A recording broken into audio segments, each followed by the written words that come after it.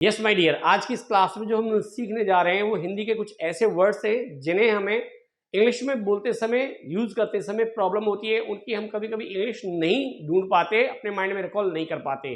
तो without delay इस class को शुरू करते हैं। क्लास बहुत शॉर्ट होने वाली है, लेकिन आज इसमें जो वर्ड्स हैं वो ऐसे हैं जो आपके माइंड से थोड़े से बाहर है। तो इसलिए थोड़ा सा पेशेंस रखें, वीडियो को from the beginning to the end अवश्य देखें, क्योंकि मुझे पता है जो हम इसमें वर्ड्स लेके जा रहे हैं वो वर्ड्स आपको आपकी लाइफ में प्रॉब्लम देते रहते हैं। हमने उन्हीं चीजों को इसमें लिया है।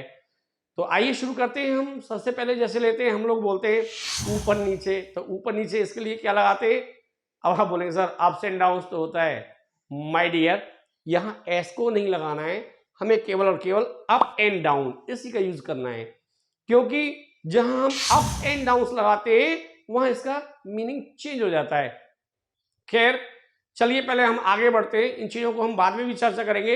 ये हमारे इडियम्स होते हैं। इडियम्स को हम कब यूज करेंगे ये भी आपको पता है। भाषा को बहुत ही सुंदर बनाने के काम आते हैं और इनसे भाषा काफी सुंदर बन जाती है।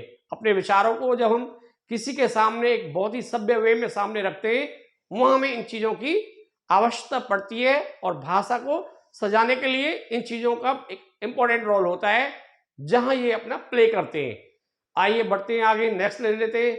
हम लोग ऐसे देखते हैं ना, तो ऐसे जब देखते हैं हम लोग कहते हैं भाई हाँ इधर उधर क्या देख रहे हो, तो इधर उधर अब क्या देख रहे हो सीधा फ्रेम कर ही लेते हैं। लेकिन प्रॉब्लम ये आती है इधर उधर, इसके लिए हम क्या हिंदी का जो टर्म है इसके लिए इंग्लिश के कितने वर्ड्स होते हैं, सिंगल होता है, डबल होते हैं, किसी प्रपोजिशन से बना होता है।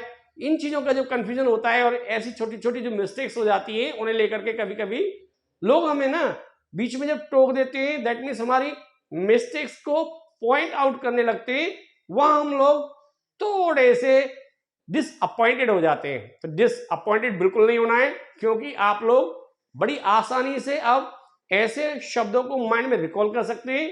आने वाली क्लासेस में जब हम लेके आएंगे तो इन वर्ड्स को हम सेंटेंसेस में रख करके आप लोगों को उन्हें फ्रेम करना भी बताएंगे। नेक्स्ट वर्ड लेते हैं। अब आता है आमने सामने। तो आमने सामने के लिए हम क्या टर्म लें? आमने सामने के लिए बहुत सिंपल सा है भाई, आमने सामने फ्रंट टू फ्रंट जैसे आप बोलना चाहें तो आपको कोई पकड़ ले, इसके लिए हम क्या यूज कर सकते हैं?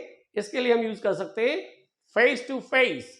तो फेस टू फेस ये हमारा क्या है? आमने सामने। भाई आमने सामने बैठ करके हम अपना फैसला कर लेते हैं।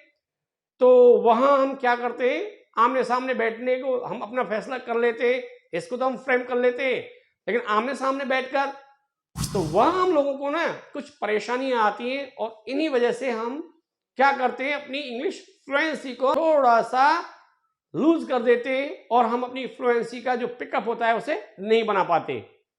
नेक्स्ट ले लेते हैं। अब आता है भाई बुरे से बुरा। तो बुरे से बुरा, अब बुरे से बुरा ये क्या होता है?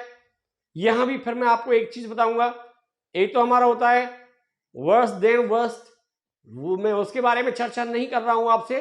मैं आपको जो बताने वाला हूं, क्योंकि मैंने पहले भी आपको बता दिया है, वीडियो के बिगिनिंग में मैंने आपको बता दिया है, जो आप सोच रहे हो ना वो है नहीं, और जो है वो आप सोच नहीं पा रहे हो। तो आप सोचिए और देखिए ये क्या होता है। ये होता है हमारा वर्स्ट टू वर्स्ट। अब यह बात आती है कि sir worst to worst, worse than worst भी तो होता है, लेकिन वो क्या है? हमारा ईडियम। ये क्या है? हमारा जॉइंट वर्ड्स। दोनों में प्रॉब्लम है ना, अलग अलग है ना।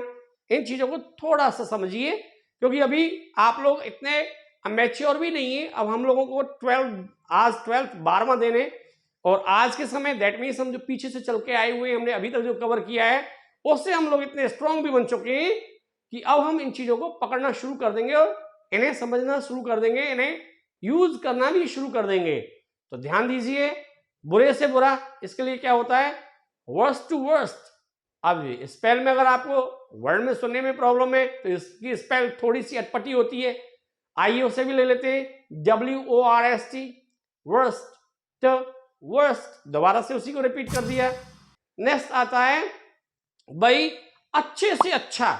जैसे बोलते हैं भाई आप ना अपने अच्छे से अच्छा दीजिए, तो बेस्ट पॉसिबल। अब देखो ना, तो यहाँ तो आया ना, एंड आया ना, कुछ आया, बेस्ट पॉसिबल सिर्फ यही आया। तो बेस्ट पॉसिबल ये क्या होता है? हमारा अच्छे से अच्छा। आगे आता है हमारा कठिन से कठिन। जैसे कि जब आप लोग तैयार हो जाते हो, कोई चीज हमें बहुत अच्छी तरह से आ जाती है, तो वहां ना बच्चे अक्सर एक चीज अपने टीचर से अवश्य कहते हैं, जब हमारा प्रैक्टिस का टाइम होता है, वो सर हाँ थोड़ा कठिन से कठिन पूछिए, क्योंकि जो इजी होते हैं जब वो सीख जाते हैं, उन्हें इजी लगने लगते हैं तो उन्हें करने लगते हैं।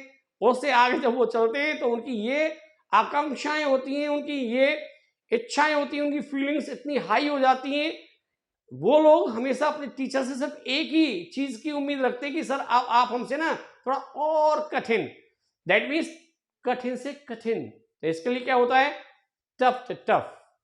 हाँ एक चीज अवश्य है, देखिए मुझे ये तो पता है कि जो जिन्हें इंग्लिश आती है वो तो इसे सीख ही रहे हैं, देख ही रहे हैं, लेकिन जिन्हें बिल्कुल नहीं आती अगर वो भी सीख रहे हैं तो टफ टू टफ। यहां जो है वो प्रॉब्लम क्या है, TOUGH स्पेल पे थोड़ा सा ध्यान देना है, क्योंकि मुझे पता है हम भी कभी ऐसे थे, हमने भी कभी इन चीजों को फेस किया है, जहां मुझे पता होता है कि इन चीजों में बच्चों को प्रॉब्लम होती है, वहां उन चीजों को मैं आपको हाईलाइट करके थोड़ा सा चलता हूं। अब यहां आपको यह पता चल गया होगा, इसमें एफ का कोई रोल नहीं होता है। टफ जो होता है TOUGH, इसकी स्पेल को थोड़ा सा ध्यान से देखिए और कीजिए, क्योंकि इसकी स्पेल हल्की सी ना कंफ्यूजन पैदा कर देती है बच्चे को। जो फाकी साउंड है वो आपको एफ लगाने पे मजबूर कर देती है, ऐसा कुछ नहीं है। वैसे आने वाली क्लासेस में जब हम लोग अपनी फैमिली को लेके अभी चले हुए, परिवार आपका काफी अच्छी प्रोग्रेस कर रहा है, काफी गति से चल रहा है, बढ़ रहा है, सब्सक्राइबर्स भी बढ़ने लगे। और हाँ एक बात तो मैं बताना भूल ही गया, यदि आप लोग हमारे सब्सक्राइबर्स हैं तो आप लोगों के लिए हृदय से धन्यवाद, नहीं है तो आपको और ज्यादा हृदय से धन्यवाद। प्लीज चैनल को सब्सक्राइब करें और वीडियो को लाइक करें। ये मैं एंड में बोलूंगा कि आप अपने फ्रेंड्स के साथ शेयर करना भी ना भूलें। तो आइए नेक्स्ट लेते हैं। अब आता है यहां से वहां तक।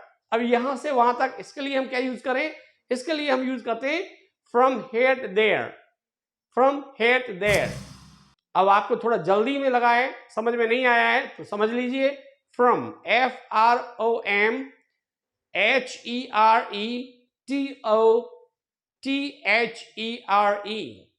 From here to there. Very good.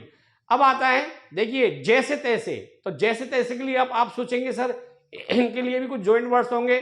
यहां इंग्लिश की ऐसी कोई खामी है, और खामी क्या जी, ये तो उधार पे चलने वाली भाषा है, क्योंकि इसके पास पर्याप्त तो इंग्लिश अल्फाबेट के लेटर्स भी नहीं है, एक ही से कई जगह काम चलाने वाली है।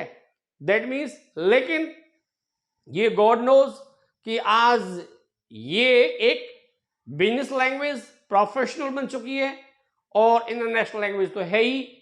इसी से हम अपने आप को थोड़ा सा किसी के सामने खड़े होते समय एक राइट वे में प्रेजेंट कर पाते हैं, और जो थोड़ा बोल लेता है उसके सामने जब हम खड़े होते हैं तो वो ना हमें हल्का सा ऐसा लगता है काश हमें भी आती और हम भी बोल पाते। ये कला है, जैसे हिंदी आप लोग फ्लुएंटली बोलते हो ऐसे इसको भी बहुत आसानी से बोलेंगे। थोड़ा सा वेट एंड वॉच करें, थोड़ा पेशेंस रखें, अपने आप को बिल्कुल भी कमजोर ना पड़ने दें। आइए नेक्स्ट लेते हैं जैसे तैसे। ये क्या हो गया, एनी हाउ, एनी हाउ। अब आगे बात रहती है कोई सेंटेंस बनाना है तो आप लोग बना सकते हैं। मैं हिंदी सेंटेंसेस आपको इसलिए ज्यादा बता के नहीं चल रहा हूं, क्योंकि यदि इसे लेकर चलते हैं तो हमारी वीडियो लॉन्ग हो जाती है और समय का तो आपको पता है सभी पे अभाव होता है। नेक्स्ट आते हैं, अब आता है